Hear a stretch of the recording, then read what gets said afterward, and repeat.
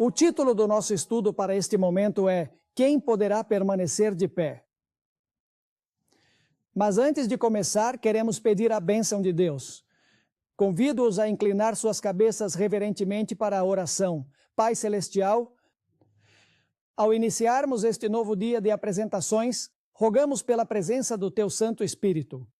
Ilumina, ó Senhor, a nossa mente, para que possamos compreender as grandes coisas que tens preparadas para nós e capacita-nos a viver uma vida conforme a Tua vontade neste tempo tão desafiador da história. Pedimos que nos abençoes em nosso estudo, que estejas conosco não só nesta apresentação, mas durante todo o dia. Imploramos em nome de Jesus. Amém. Desejo iniciar a leitura de algumas citações do Espírito de Profecia a respeito dos 144.000. A primeira citação se encontra em Mensagens Escolhidas, volume 1, página 174. Ela registrou o seguinte: não é da vontade de Deus que eles entrem em controvérsia sobre assuntos que não os ajudarão espiritualmente, tais como quem estará entre os 144.000.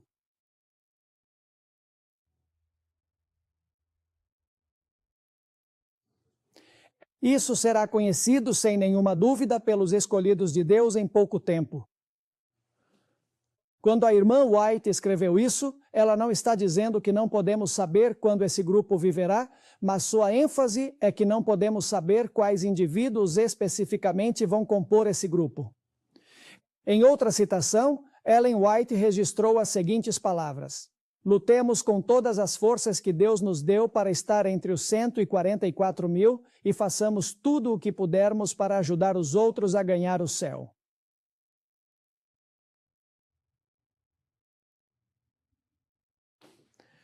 Portanto, é algo muito especial pertencer a este grupo dos 144.000. Agora, vamos analisar alguns detalhes sobre esse grupo. O número 144.000 aparece apenas 2 vezes explicitamente no livro do Apocalipse. Está em Apocalipse 7, do versículo 1 ao 8, e em Apocalipse 14, do 1 ao 5. Entretanto, o conceito também está presente em Apocalipse 15, versículos 2 a 4. Cada uma dessas passagens tem uma ênfase diferente. A passagem do Apocalipse, capítulo 7, versículos 1 a 8, enfatiza o selamento dos 144.000. Nada é dito sobre o caráter dos 144.000 aqui. A passagem simplesmente declara que eles foram selados por Deus. A passagem em Apocalipse 14, 1 a 5, enfatiza o caráter dos 144.000, apresentando várias características deles. E na passagem do Apocalipse, capítulo 15, versículos 2 a 4, a ênfase recai sobre a vitória dos 144.000 sobre a besta, sua imagem, sua marca e o número do seu nome. Então, há 3 ênfases. Primeira ênfase: o selamento dos 144.000. Em segundo lugar, o caráter dos 144.000. E, finalmente, a vitória dos 144.000 sobre a besta, sua imagem, sua marca e o número do seu nome. Agora, quando Jesus voltar a esta terra, haverá apenas 2 grupos de redimidos: aqueles que morreram em Cristo antes que a porta da graça se fechasse e aqueles que estarão vivos quando o Senhor Jesus Cristo voltar. Os 144.000 são aqueles que ainda estarão vivos quando Jesus retornar. Eles terão passado pelo tempo de angústia. Vamos ler uma passagem em que o apóstolo Paulo deixa isso muito claro, que só há 2 grupos quando o Senhor Jesus Cristo voltar. 2 grupos de redimidos, aqueles que morreram e vão ressuscitar e aqueles que estarão vivos. Em 1 Tessalonicenses capítulo 4, versículos 15 a 17, está escrito o seguinte: por isso vos dizemos isto em nome do Senhor, que nós, os que vivemos. Aí está o primeiro grupo, que teremos permanecido até a vinda do Senhor, não precederemos aqueles que dormem. Esse é o segundo grupo, os que morreram. porque o próprio Senhor, com voz de comando, com voz de arcanjo e com trombeta de Deus, descerá do céu. E agora, outra vez, menciona um dos grupos. E os que morreram em Cristo ressuscitarão primeiro. E então diz, nós, os que vivemos, eis o outro grupo de redimidos. Nós, os que ficarmos, seremos arrebatados juntamente com eles, isto é, com os que morreram e ressuscitaram, nas nuvens, para receber o Senhor nos ares, e assim estaremos sempre com o Senhor. Portanto, os 144.000 são aqueles que estarão vivos quando Jesus voltar. Não vou me aprofundar em discutir se o número é literal ou simbólico. Creio que há razões que indicam que é um número simbólico, como os outros números que temos no livro do Apocalipse. Agora vamos para Apocalipse 6, versículos 14 a 16, onde é descrita a segunda vinda de Cristo Jesus. Aqui nos será mostrada a reação dos ímpios, dos perdidos, quando Jesus retornar. Apocalipse 6, versículos 14 a 16, diz o seguinte: E o céu desapareceu como um pergaminho que se enrola. E todas as montanhas e todas as ilhas foram removidas de seus lugares. E os reis da terra, e os grandes, os ricos, os capitães, os poderosos, e todos os servos, e todos os livres, se esconderam nas cavernas e entre as rochas das montanhas. E diziam às montanhas e às rochas, caiam sobre nós e escondam-nos da face daquele que está sentado no trono e da ira do Cordeiro. Os ímpios se esconderão nas cavernas e implorarão que as rochas caiam sobre eles, para que não possam ver o rosto daquele que está sentado no trono e a ira do Cordeiro. Agora, Apocalipse 6 termina com uma pergunta, porque a gente se pergunta, será que todos vão reagir dessa maneira, se escondendo nas cavernas e rogando que as rochas caiam sobre eles? O versículo 17 encerra o capítulo 6 com uma pergunta. Por que é vindo o grande dia da sua ira? E quem poderá permanecer de pé? A questão que surge é esta. Em meio a esse tempo de grande tribulação, quando os ímpios, ao que parece, todos se escondem em cavernas e imploram que as rochas desabem sobre eles, existirá alguém que conseguirá permanecer firme? Agora vamos examinar em primeiro lugar o significado da expressão permanecer de pé. Na verdade, ela representa o antônimo da palavra cair. Na realidade, essa palavra aparece várias vezes no Novo Testamento e quero dar alguns exemplos, porque permanecer de pé significa que não caíram, não vão cair, são fiéis. Observe o que diz Marcos 3, 24 e 25. Não vamos ler esses textos, apenas vou mencioná-los. O Senhor Jesus Cristo disse, um reino dividido contra si mesmo não pode subsistir. Em outras palavras, ele cairá. João 8,44 diz que Satanás, desde o princípio, não permaneceu na verdade. Significa que ele caiu porque não permaneceu na verdade.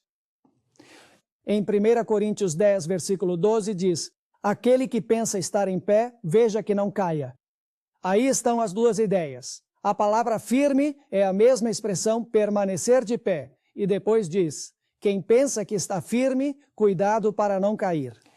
A palavra é usada duas vezes em Efésios 6, 11 a 13, onde diz o seguinte, revesti-vos de toda a armadura de Deus para que possais estar firmes. Essa é a mesma palavra para permanecer de pé em Apocalipse 6. Revesti-vos de toda a armadura de Deus, para que possais estar firmes contra as ciladas do diabo, pois não temos que lutar contra carne e sangue.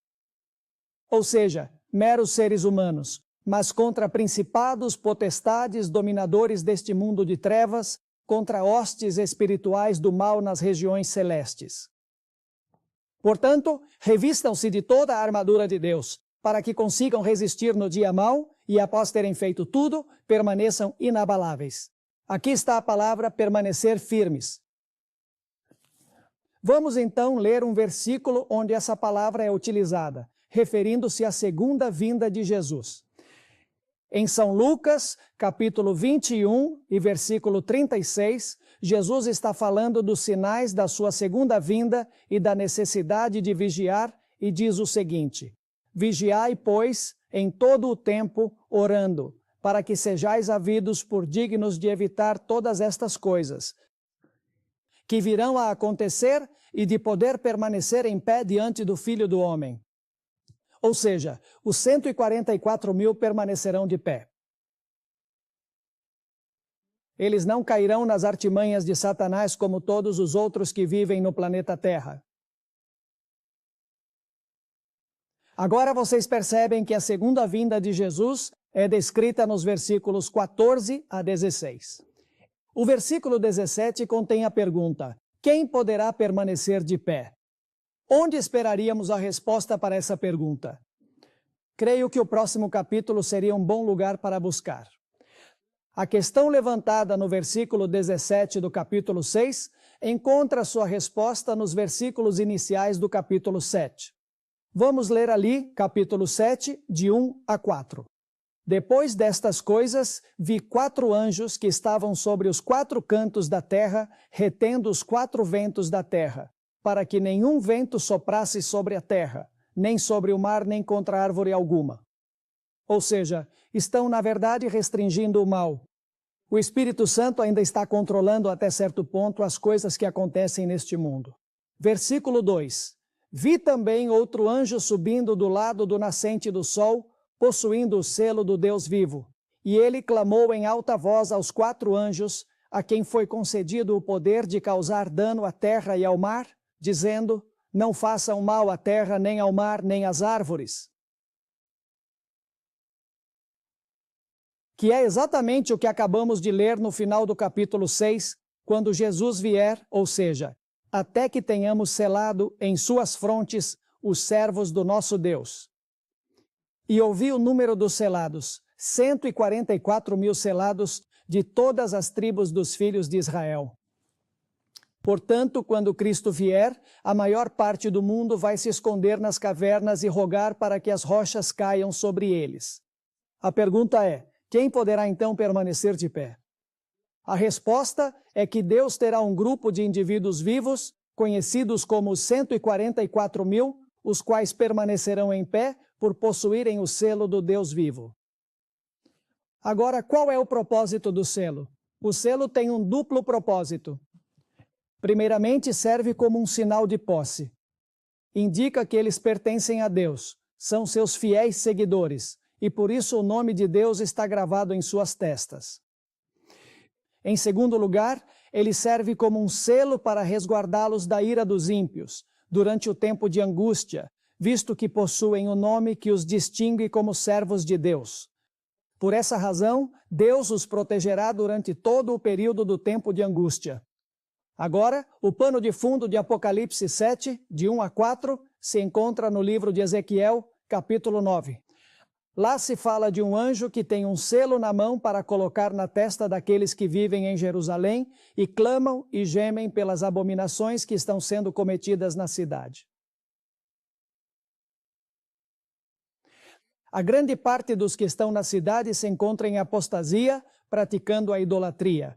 O pior pecado que estava sendo cometido na cidade era a adoração ao Deus Sol, segundo Ezequiel, capítulo 8 e versículo 16.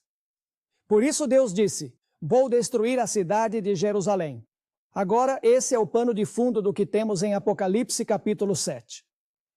Entretanto, no Antigo Testamento, estamos falando localmente do Israel literal, na terra física de Israel, enquanto que no Apocalipse, essa ideia se globaliza, aplicando-se ao Israel espiritual de Deus, que se encontra espalhado por todas as partes do mundo. Agora, reparem que é interessante que a pior abominação que estava sendo cometida entre aqueles que professavam ser o povo de Deus era a adoração ao Deus Sol, e sabemos que no final da história, o grande pecado do mundo cristão não será mais adorar o Sol, mas adorar o dia do Sol, um dia que foi criado pelo homem, para o homem descansar e reconhecer a Deus. Agora vamos à segunda passagem que menciona os 144 mil. Nós já havíamos conversado sobre o grupo que recebe o selo de proteção de Deus e também o selo que os identifica como fiéis de Deus na crise final. Agora vamos para Apocalipse 14, do 1 ao 5, onde o caráter desse grupo é descrito. Que tipo de pessoas eles eram? Como era a sua conduta? O versículo 1 do capítulo 14 do Apocalipse diz: Depois olhei, e eis que o Cordeiro estava em pé sobre o monte Sião, e com ele 144 mil que tinham o nome dele e o nome de seu pai escritos na testa.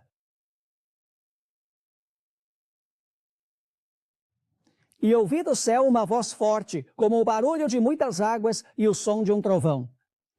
E a voz que ouvi era como de arpistas que tocavam suas harpas e cantavam um cântico novo diante do trono e diante dos 4 seres viventes e dos anciãos.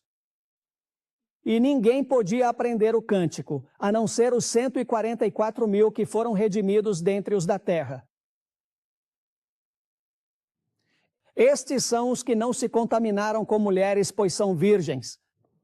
Estes são os que seguem o Cordeiro para onde quer que ele vá.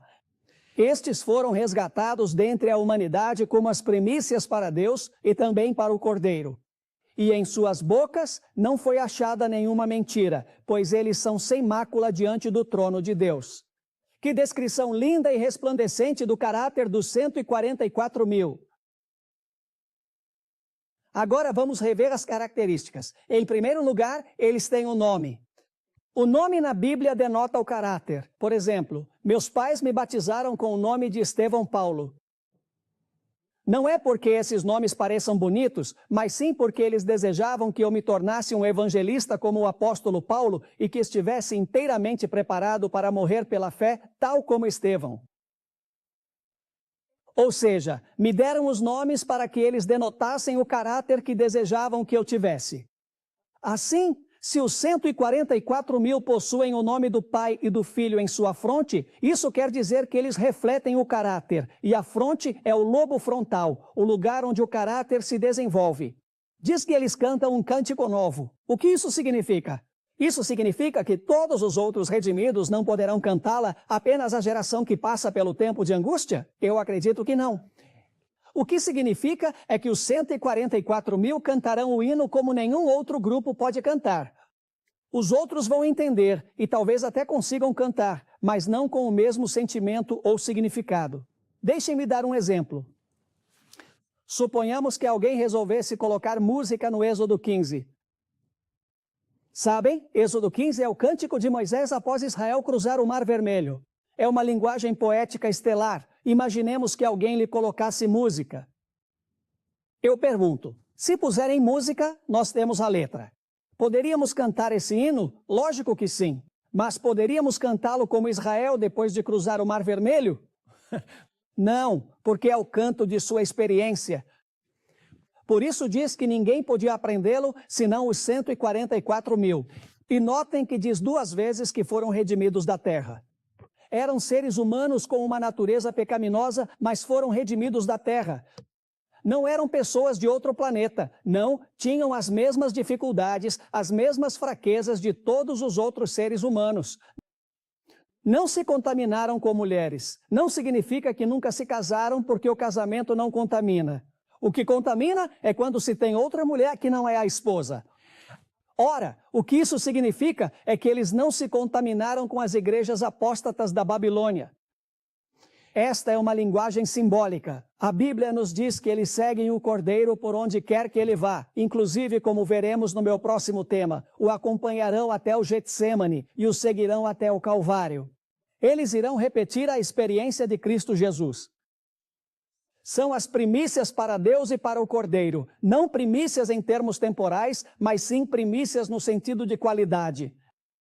Ou seja, são de primeira qualidade. E depois diz, não há engano na sua boca. Se não há engano na boca, também não há no coração. Pois a Bíblia diz, da abundância do coração, fala. O quê? Fala a boca. E depois acrescenta que eles são imaculados diante do trono de Deus. um caráter estelar, um caráter reluzente. Agora, a terceira passagem, Apocalipse 15, de 2 a 4, descreve a vitória deste grupo. Sabemos que eles viverão no fim da história. Este é o grupo que vive bem no fim da história. E vocês questionam, como sabemos isso? Pois esta passagem indicará que venceram a besta, sua imagem, sua marca e o número do seu nome. São coisas que acontecem bem no fim da história. Diz: vi também como um mar de vidro misturado com fogo, e os que tinham alcançado a vitória sobre a besta e a sua imagem, a sua marca e o número do seu nome estavam de pé, sobre o mar de vidro com as harpas de Deus. E entoam o cântico de Moisés, servo de Deus, e o do Cordeiro, dizendo: grandes e admiráveis são tuas obras, Senhor Deus Todo-Poderoso. Justos e verdadeiros são os teus caminhos, ó Rei dos Santos. Este é o hino de vitória que eles vão entoar quando estiverem de pé sobre o mar de vidro, conforme descrito aqui. Sim, quando estiverem com Jesus no reino celestial. Mas agora precisamos observar outro detalhe. E é que essa pergunta de Apocalipse 6, versículo 17, não aparece apenas em Apocalipse 6, versículo 17. Essa mesma indagação surge reiteradamente em diversas passagens do Antigo Testamento. E todas as vezes que a pergunta é formulada, imediatamente depois, ela é respondida direcionando para o caráter exemplar das pessoas que seguem a Deus.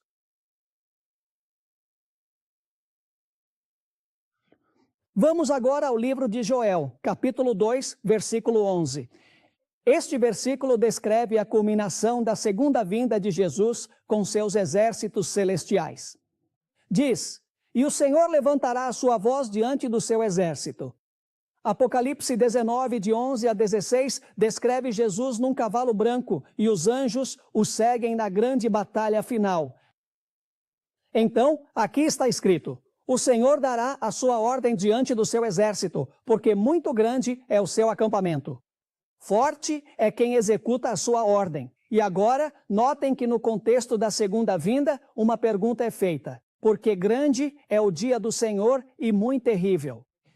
Quem poderá suportar isso? É uma pergunta muito similar. Apocalipse 6, 17. Agora eu pergunto, onde esperaríamos encontrar a resposta para essa pergunta? Pois deve ser logo em seguida. Vamos ler do versículo 12 até o versículo 17. Esta é a preparação necessária para suportar o dia do Senhor. Diz: por isso, ou seja, o dia do Senhor é grande e terrível. Quem poderá suportá-lo? E agora diz: portanto, ainda agora declara o Senhor: retornai a mim de todo o vosso coração, com jejum e com pranto e com lamento. Rasgai o vosso coração e não as vossas vestes. E convertei-vos ao Senhor vosso Deus, porque Ele é misericordioso e compassivo e tardio em irar-se e grande em benignidade e se arrepende do mal. Quem sabe se Ele voltará e se arrependerá, deixando uma bênção? É oferta e libação ao Senhor vosso Deus? Tocai a trombeta em Sião, proclamai um jejum, convocai uma assembleia, reuni o povo. Santificai a congregação, juntai os anciãos, reúna as crianças e os que mamam, saia o noivo do seu aposento e a noiva do seu leito nupcial. Entre o pórtico e o altar, chorem os sacerdotes, ministros do Senhor, e implorem: perdoa, ó Senhor, ao teu povo. Não entregue a sua herança ao opróbrio, para que as nações não se apoderem dela. Por quê? Dirão os povos: onde está o seu Deus? Isso é o que os povos dirão sobre os fiéis durante o tempo de angústia. Dirão: onde está o seu Deus agora? Vocês perceberam. Os traços característicos e marcantes das pessoas que conseguirão suportar o grande e terrível dia do Senhor?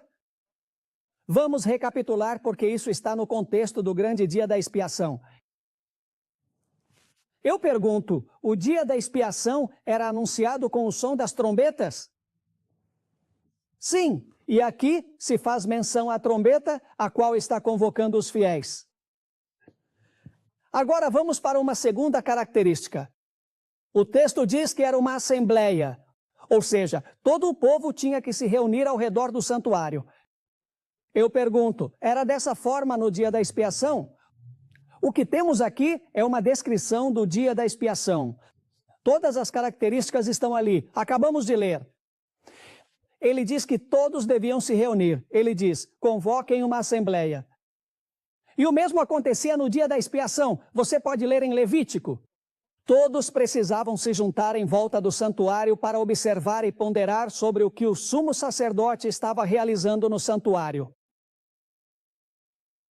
Para além disso, Levítico 16, versículos 29 e 30, que trata do dia da expiação, afirma que, enquanto o sumo sacerdote realizava a purificação do santuário dos pecados do povo, a congregação afligia profundamente suas almas fora das dependências do santuário. Ademais, nós sabemos que no dia da expiação o povo jejuava. E aqui, neste trecho, menciona-se o jejum. Agora, o que significa o jejum? Geralmente nós pensamos que o jejum significa deixar de comer.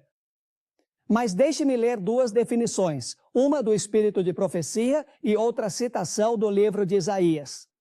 No livro Ministério Médico, página 377, está escrito: o jejum verdadeiro, que deve ser aconselhado a todos, consiste na abstenção total de qualquer alimento estimulante e na correta utilização da comida simples e nutritiva que Deus, em sua generosidade, nos concedeu. Abster-se do que é mau e participar moderadamente do que é bom para comer.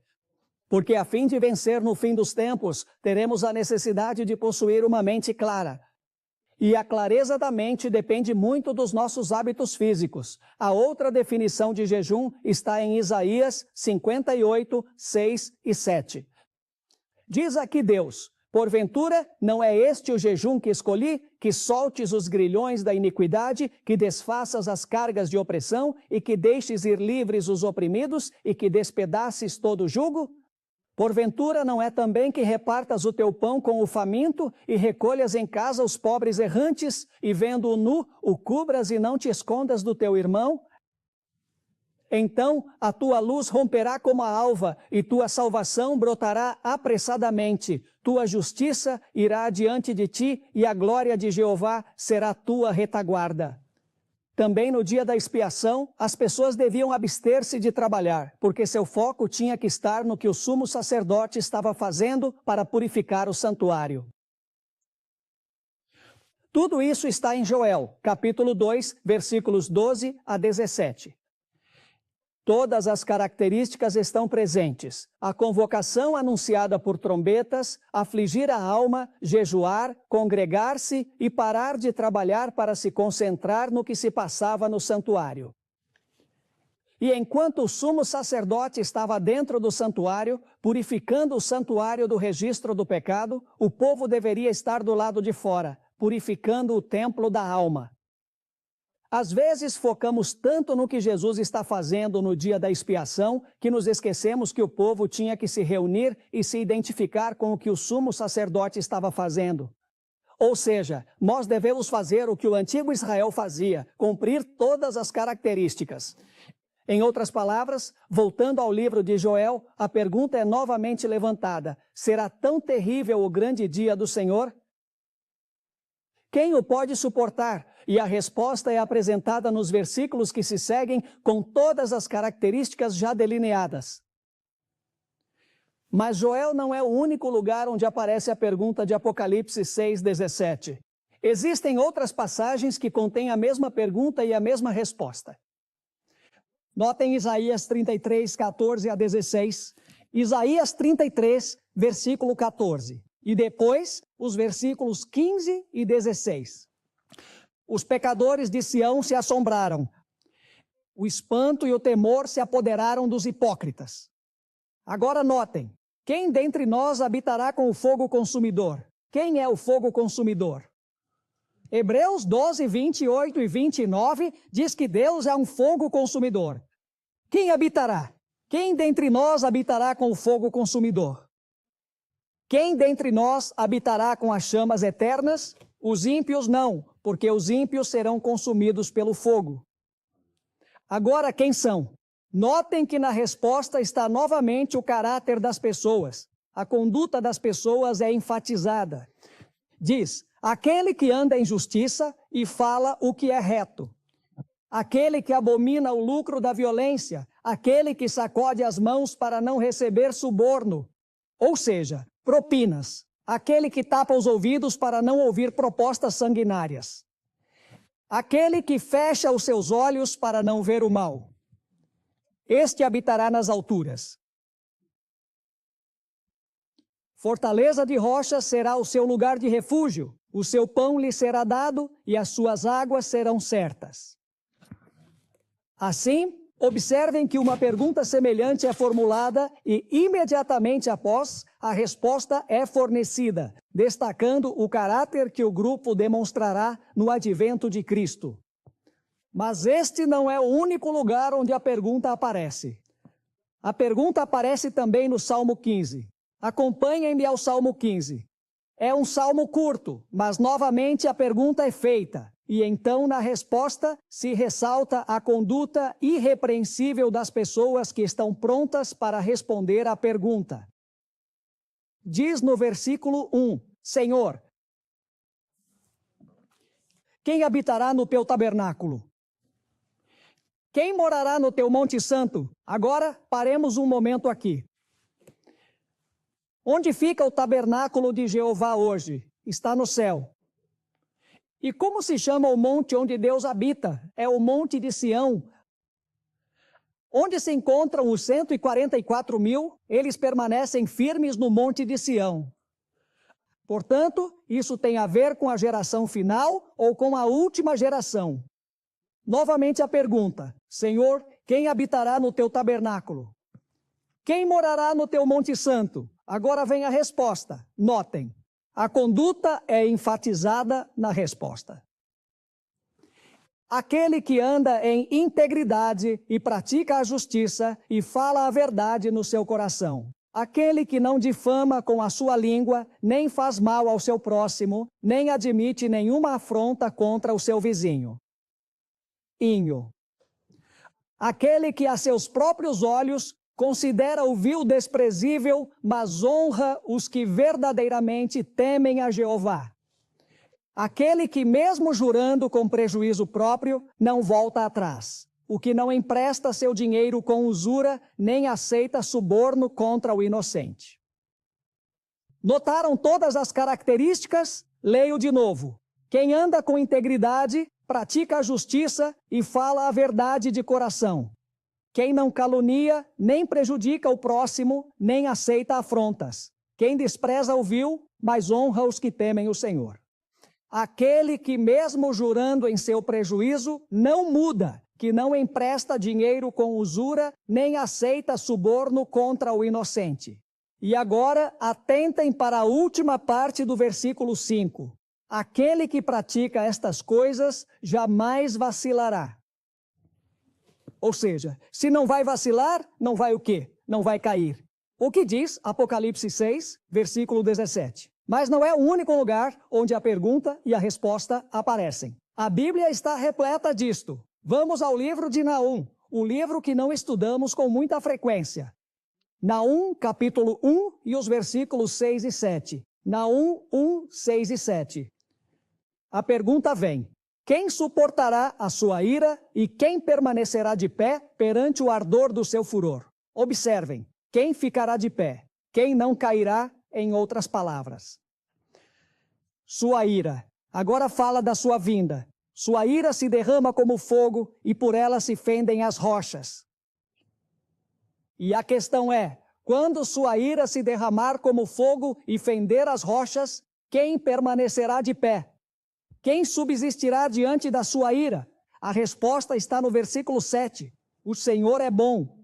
Fortaleza no dia da angústia. Aqui está falando sobre o tempo de angústia. Ele é a fortaleza no dia da angústia e conhece os que nele confiam. Quem são aqueles que permanecerão e não cairão? Aqueles que nele confiam. A propósito, essa questão surge em outros textos também. Malaquias 3 e os versículos 2 e 3. Malaquias 3, o versículo 2 e o versículo 3. Mas quem suportará o dia da sua vinda? Ou quem poderá permanecer de pé quando ele se manifestar? Há alguma conexão aqui com Apocalipse 6, 17? É claro que é a mesma pergunta, talvez com algumas pequenas variações, mas ela diz claramente o mesmo. Quem poderá suportar o tempo da sua vinda? Ou quem poderá estar de pé quando ele se manifestar? Agora, o versículo 3 tem a resposta. Ele será como fogo purificador e sabão de lavadores. Assentar-se-á para refinar e purificar a prata. Porque purificará os filhos de Levi e os refinará como ouro e como prata, e trarão ao Senhor oferta em justiça.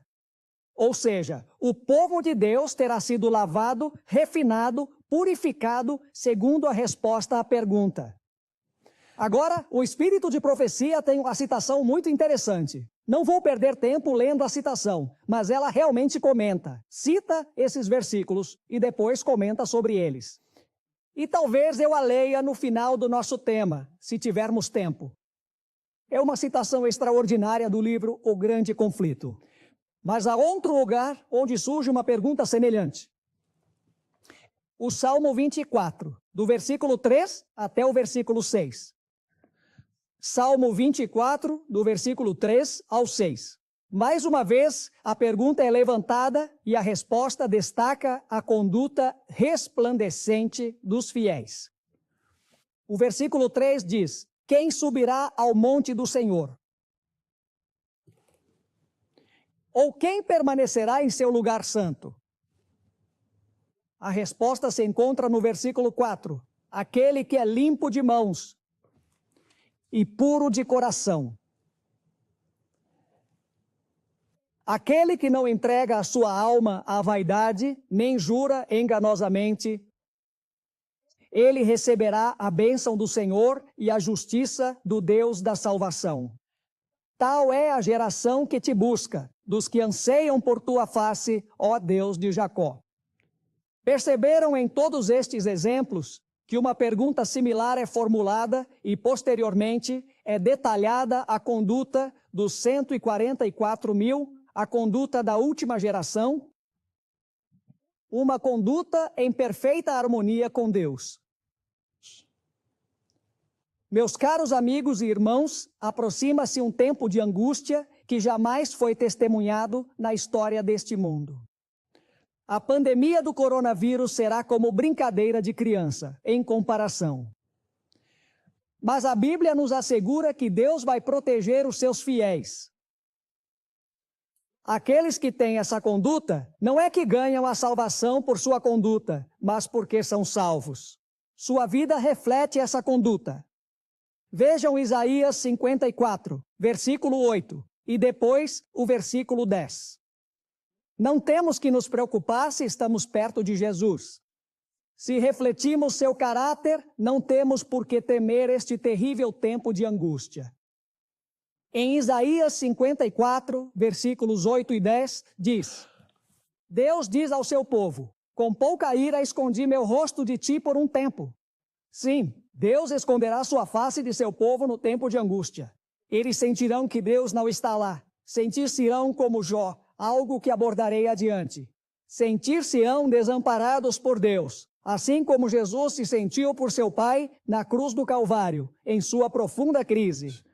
Então Deus diz, com ira escondi meu rosto de ti por um momento, mas com misericórdia eterna terei compaixão de ti, disse o Senhor.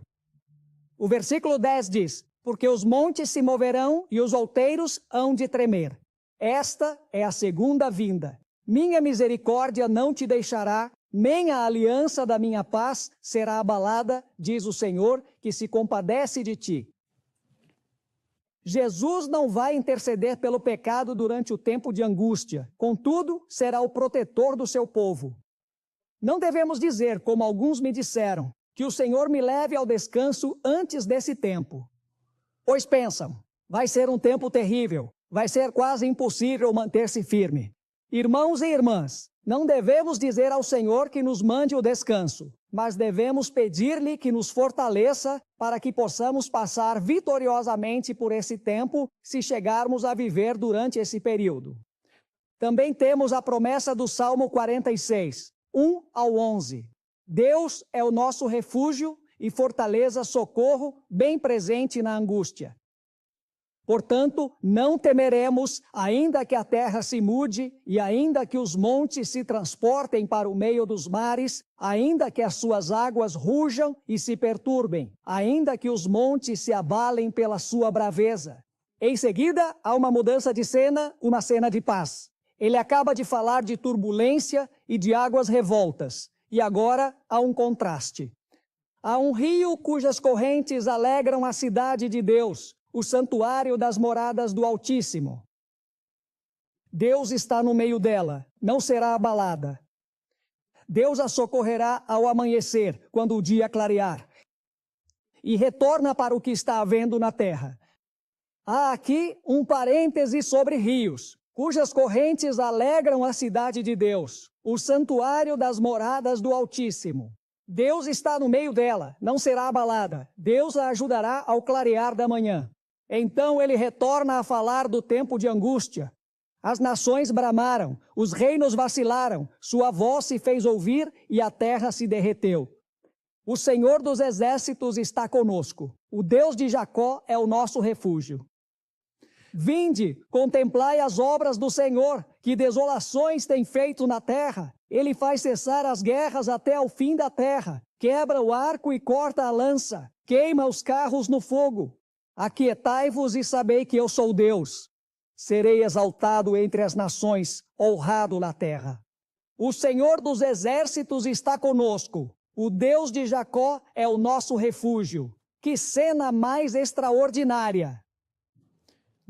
O Deus de Jacó, que atravessou um terrível tempo de angústia, permanecerá com seu povo durante o pior, o mais sombrio período da história.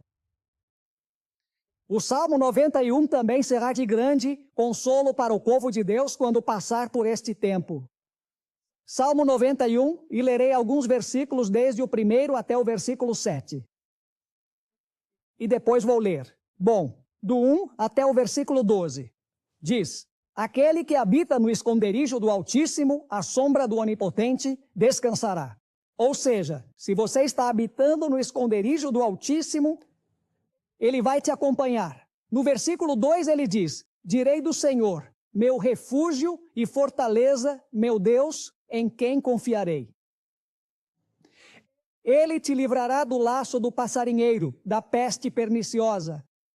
Com as suas penas te cobrirá, e debaixo de suas asas estarás seguro. Escudo e broquel são a sua verdade. Não temerá o terror noturno, nem a flecha que voa durante o dia, nem a peste que anda na escuridão, nem a mortandade que destrói no meio do dia.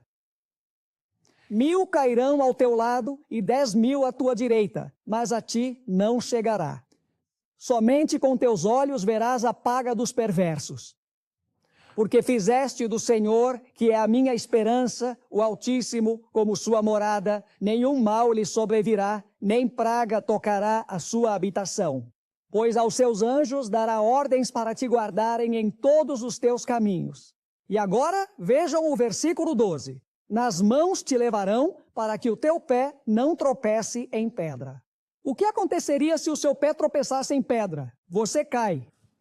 Mas os justos não cairão durante esse tempo, porque habitam no abrigo do Altíssimo e, portanto, habitarão à sombra do Onipotente. Observem, agora vamos registrar alguns versículos do Novo Testamento que nos revelam quem são aqueles que permanecerão leais e que, de fato, terão a oportunidade de contemplar o rosto de Jesus. Vocês se lembram que lemos em Apocalipse 6, versículos 14 a 16, que os ímpios vão se esconder nas cavernas, vão rogar que as rochas caiam sobre eles para escondê-los da face daquele que está sentado no trono. Não conseguem suportar ver o rosto do Senhor Jesus Cristo. Agora vejam em contraste aqueles que são fiéis a Deus. Hebreus 12, 28 e 29. Portanto, já que estamos recebendo um reino inabalável, sejamos agradecidos e assim adoremos a Deus de modo aceitável, com reverência e temor. O que devemos fazer? Agradar a Deus com temor e reverência. Pois o nosso Deus é de fato um fogo consumidor. Sabem quem são os que vão levantar os braços e dizer: eis que este é o nosso Deus, nele esperávamos e ele nos salvará. Quem são os que não vão se esconder do rosto do Senhor Jesus Cristo, mas que vão olhar para o seu rosto e lhe dar as boas-vindas? Vamos anotar vários versículos. Mateus 5 e o versículo 8 diz: bem-aventurados, os de quê? Os de coração puro, porque eles verão a Deus. Agora vamos ler alguns versículos que têm a ver com a segunda vinda. Bem-aventurados os que têm o coração puro, porque eles verão a Deus. E deixe-me dizer-lhes que uma pessoa que tem um coração puro, sua conduta também é pura, porque tudo vem do coração, segundo o Senhor Jesus Cristo. Notem Isaías 33:17. Depois de fazer a pergunta: quem pode habitar nas chamas eternas? Diz: os seus olhos verão o Rei em seu esplendor e verão a terra que se estende ao longe, que é o céu. Notem 1 João capítulo 3, versículos 1 a 3. 1 de João capítulo 3, versículos de 1 a 3 diz: vejam que grande amor o Pai nos tem concedido, para que fôssemos chamados filhos de Deus. Por isso o mundo não nos conhece, porque não o conheceu. Amados, agora somos filhos de Deus e ainda não se manifestou o que havemos de ser.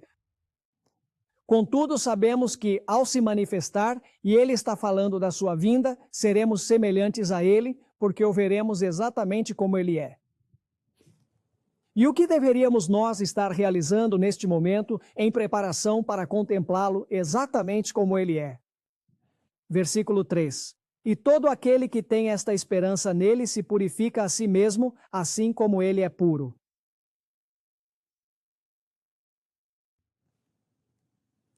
Hebreus 12 e o versículo 14 nos diz: busquem a paz com todos e a santidade, sem a qual ninguém verá o Senhor.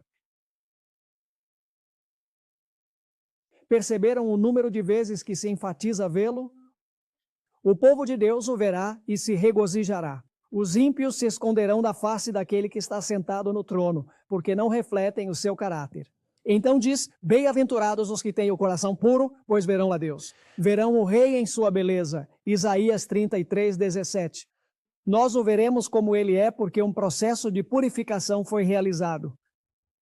Seguiremos a paz e a santidade e dessa forma contemplaremos o Senhor e na eternidade teremos o privilégio de ver seu rosto. Está escrito em Apocalipse 22, versículos 3 e 4, e não haverá mais maldição. O trono de Deus e do Cordeiro estará nela e os seus servos o servirão e verão o seu rosto e o seu nome estará em suas frontes. Agora, como se pode purificar o caráter? Como se pode purificar a vida? Quero ler alguns versículos já para concluir este tema. Isto tem relação com assimilar a palavra de Deus. Quando nós nos envolvemos com a palavra, oramos, pedimos a direção do Espírito Santo e ao estudarmos e assimilarmos a palavra, o resultado é que a nossa vida se purifica e se torna limpa. E vocês dizem: onde está isso na Bíblia? Vejam Efésios 5, 25 a 27. Maridos, amai vossas mulheres, como Cristo amou a igreja e se entregou por ela. Com que propósito Jesus se entregou? Para santificá-la, tendo-a purificado no lavamento da água, por intermédio da palavra. Como ele a limpou? Pela água, pela palavra. Para apresentar a si mesmo igreja gloriosa, sem mácula, nem ruga, nem coisa semelhante, mas santa e irrepreensível. A palavra é o que limpa a igreja. Notem o Salmo 119, 9 a 11, uma passagem muito conhecida. Com que purificará o jovem o seu caminho? Observando-o conforme a tua palavra. De todo o meu coração te busquei. Não me deixes desviar dos teus mandamentos. Escondi a tua palavra no meu coração, para eu não pecar contra ti. Ao absorver a palavra de Deus por meio de nossos olhos e ouvidos e suplicando ao Senhor que santifique nossas vidas, nos tornamos mais e mais semelhantes ao Senhor Jesus Cristo. Observem Hebreus 12, versículos 1 a 3. Assim sendo, nós também, tendo ao redor de nós uma tão vasta nuvem de testemunhas, pois ele acabara de mencionar os heróis da fé no capítulo 11. Despojemo-nos de todo o peso e do pecado que tão intimamente nos assedia e corramos com paciência a carreira que nos está proposta. E agora, vejam qual é o segredo da vitória. Olhando firmemente para Jesus, o autor e consumador da nossa fé, o qual, por causa da alegria que lhe foi proposta, suportou a cruz, desprezando a vergonha, e assentou-se à direita do trono de Deus. E depois diz: considerai, pois, aquele que suportou tais contradições dos pecadores contra si mesmo, para que não a enfraqueçais, desfalecendo em vossos ânimos. Irmãos e irmãs, o segredo da vitória sobre o pecado, o que levará a última geração a ter um caráter, a reproduzir o caráter de Jesus em sua vida, é que eles assimilaram Jesus através da Santa Palavra. Contemplando Jesus, somos transformados. O apóstolo Paulo escreveu em 2 aos Coríntios, capítulo 3, versículo 18. Portanto, todos nós, com o rosto descoberto, refletindo como um espelho a glória do Senhor. O que acontece quando contemplamos a glória do Senhor?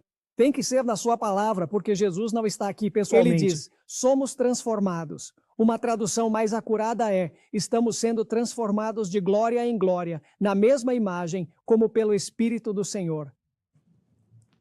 Quero terminar lendo algumas citações. Dizem o grande conflito, 607. Agora, enquanto nosso grande sumo sacerdote está fazendo propiciação por nós, devemos procurar chegar à perfeição em Cristo. Nosso Salvador não pôde ser induzido a ceder à tentação, nem mesmo em pensamento. Satanás encontra nos corações humanos algum ponto de apoio no qual se firmar. Talvez seja um desejo pecaminoso que se acaricia. Esse é o impulso. O impulso é acariciado, por meio do qual a tentação se fortalece. Mas Cristo declarou ao falar de si mesmo: vem o príncipe deste mundo, mas ele nada tem em mim. Satanás, agora escutem bem isto. Satanás não pôde encontrar nada no Filho de Deus que lhe permitisse obter a vitória. Cristo observou os mandamentos de seu Pai e não havia nele pecado algum do qual Satanás pudesse tirar proveito. E agora chegamos à grande conclusão. Esta é a condição na qual aqueles que devem sobreviver ao tempo de angústia precisam se encontrar. Nem mesmo em pensamento, irmãos, Satanás nada encontrará no coração do povo de Deus que possa tirar vantagem. Mais uma citação, essa eu mencionei antes. Se houvesse tempo, a leria. O grande conflito, 421. Os que vivem na terra, quando cessar a intercessão de Cristo no santuário celestial, deverão estar em pé na presença do Deus Santo sem mediador. Suas vestes devem estar sem mancha, seu caráter purificado de todo pecado pelo sangue da aspersão. Pela graça de Deus e seus próprios esforços diligentes, deverão ser vencedores na luta contra o mal. Enquanto prossegue o juízo investigativo no céu, enquanto os pecados dos crentes arrependidos são removidos do santuário, deve ser realizada uma obra especial de purificação, de libertação do pecado entre o povo de Deus na terra. Esta obra é apresentada com maior clareza nas mensagens do capítulo 14 do Apocalipse. E então conclui-se assim: quando esta obra for plenamente consumada, os discípulos de Cristo estarão preparados para a sua vinda. Portanto, de acordo com a Bíblia e o espírito de profecia, Deus terá uma geração final, uma última geração que terá conquistado a vitória total sobre o pecado. Portanto, irmãos e irmãs, se acreditamos que estamos vivendo nos últimos dias, consagremo-nos ao Senhor. Oremos como nunca, estudemos a palavra como nunca e testemunhemos a outros sobre as maravilhas de Jesus. Que essa seja a nossa experiência.